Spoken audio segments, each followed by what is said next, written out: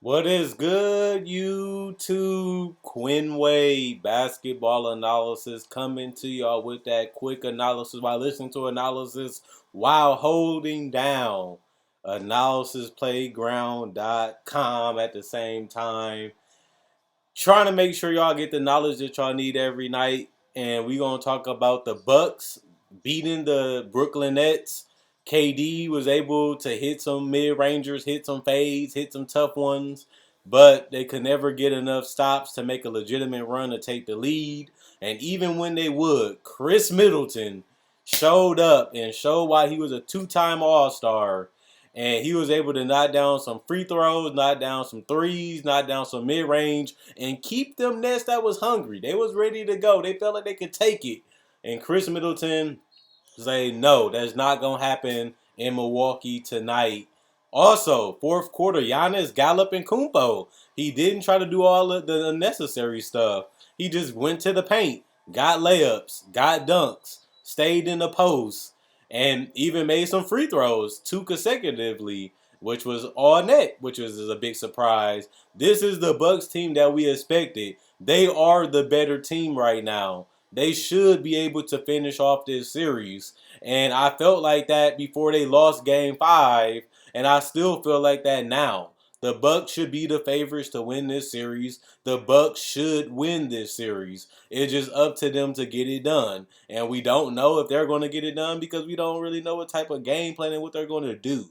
They was able to get a lead and they was basically able to keep it. The Nets never took the lead. They never got within 3, and the Bucks fed off that crowd and put them away. Drew Holiday had a good game. I still feel like he settled for a lot of step back threes. I feel like he settled for a lot of mid rangers, and they wasn't always falling, but he has to mix it up a little bit or get that ball moving because the Nets want you to take those. They will live with Drew Holiday taking contested jumpers. They will. Middleton had a couple easy threes, and he took advantage of those. He missed a couple, but he made a lot of them. And I just like to seeing Giannis more engaged. I feel like they communicated better defensively. They made it tougher on Durant. He had a lot of turnovers when he tried to drive the ball. He had a lot of turnovers when he was trying to get to his spots. They made him move. They made him think. They made him overthink. And I feel like that's what you have to do to a great scorer. He's going to make some tough ones. He's going to get his shots. He's going to get his opportunity. You just want to make him think, and you want to make him, feel that airspace tighten.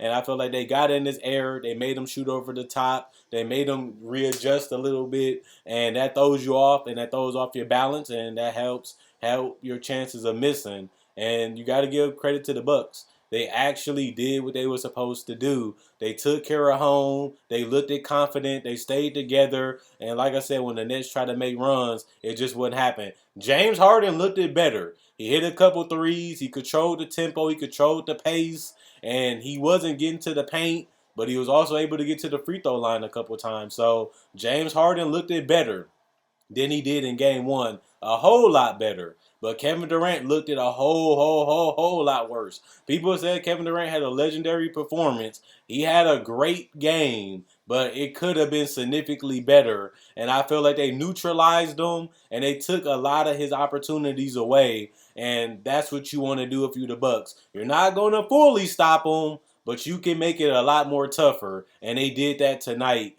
I also liked the fact that their defense was better.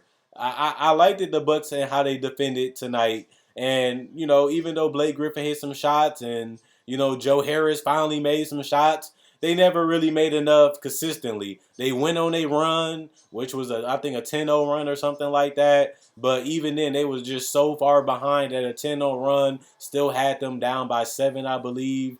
And they never could really get no closer to 7. Than 7 or 5. And the Bucks basically put them away from there, and they rolled the crowd. Everybody was going crazy. Everybody was feeling it, and this is how the Bucks have to play, and this is how Giannis should and continue to play. Stop taking the mid-rangers. Stop taking the threes. Be aggressive going to the basket. Be smarter and more patient going to the basket. And if you don't have the angle, if you can't beat your guy, or they're going to build up a wall, let Middleton do a lot more. He's getting paid over $100 million for a reason. He's an all-star multiple seasons for a reason. He can make plays, he can make shots, and that's why you have him there.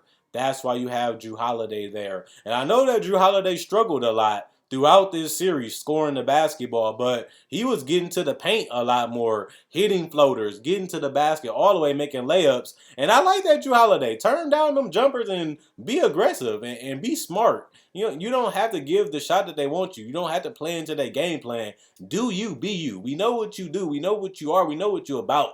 Just continue to do that. Same with Giannis. And you can have a chance to finish this series off in 7 and go to the Eastern Conference Finals against a beat up, toe up Philly team, which we don't really know what they're going to be when you play them because their series not even over yet. Or they'll go against the Hawks, who you match up well defensively, and you have a lot of size that can really make it troubling inside the paint, just like against the Nets. But they perimeter players ain't the level of the Nets, so you should be able to compete and actually beat that team and get to the finals. I look at the Bucks as a team that can make the finals if they continue to play this type of basketball. The problem is they never always do, and sometimes they shoot and comes and goes. Pat Connaughton and some of these guys didn't really get it going or didn't really make enough of them, and that is a concern if you're going to beat a team in the West and win a title. But that's just something that they have to figure out, and maybe they can step up enough because you only got to win 4 games to win the series to get it done if they do get out of this round against Brooklyn and go to the finals. Um, I also want to say what happened to Utah? Utah was up 2-0. Now they lost 3 games in a row, which is crazy. Jordan Clarkson got off to a blazing start. He seemed like he really wanted to prove himself because he had a bad game the game before. He came out blazing that net, hitting some tough ones, hitting some contested ones, and really was feeling it. Donovan Mitchell had another great game, able to splash the threes, able to get to his spots, but Gobert. He got torched in a lot of pick and roll, got torched on a lot of switches. But it wasn't just Gobert, it was the entire team. They seem like they cannot guard this Clipper team. Shout out to Reggie Jackson, who absolutely closed that game in the fourth quarter, making some tough mid ranges, making that corner 3 in the left hand side that basically sealed the game to me because the lead was just too high and the Jazz couldn't make enough shots. This Jazz team lives by the jumper and they die by the jumper at the end of the day. And they have been dying by it. They have been able to shoot a good percentage and they take a whole lot of them, but they haven't been able to mix it up and attack all over the court. And they rely on a lot of tough jumpers. And you will live with that if you the Clippers, because the Clippers was getting to the basket. The Clippers was getting to the free throw line. The Clippers was knocking down their mid range. The Clippers was knocking down their threes, contested, off the dribble, off the screens. They was able to hit them from all over the court on all 3 levels of the court, and even was able to take care of their job at the free throw line.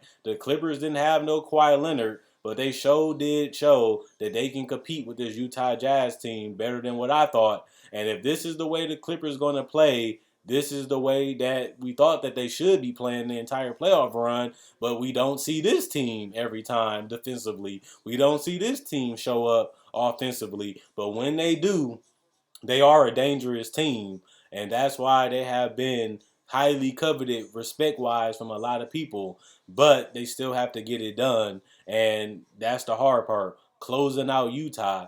Best part about it is Game 6 is in LA. It is in Clipper Town, and they should be able to finish it off at home without Kawhi Leonard. We'll see. Their role players going to continue to have to play amazing. Reggie Jackson going to have to keep making these tough shots, which he did also against the Mavericks. Morris was able to do some tough shots against the Mavericks also in this series. And Paul George, we know he can be hot and cold, but he's been pretty good this year. You got to give him his credit. He has been playoff P, and they needed him to have that type of performance, and he did it. And it was in a game that actually mattered because it gave them the ability to have 2 more shots at knocking off the number 1 seeded Jazz. And the way they've been coached, the way they've been defending, and the way they have been attacking this Jazz team, they look absolutely amazing. And I have to give the Clippers their due. And I like what they're about, and I like what they've been doing. And they don't have Kawhi, they don't have Serge Ibaka and these guys, but they fought.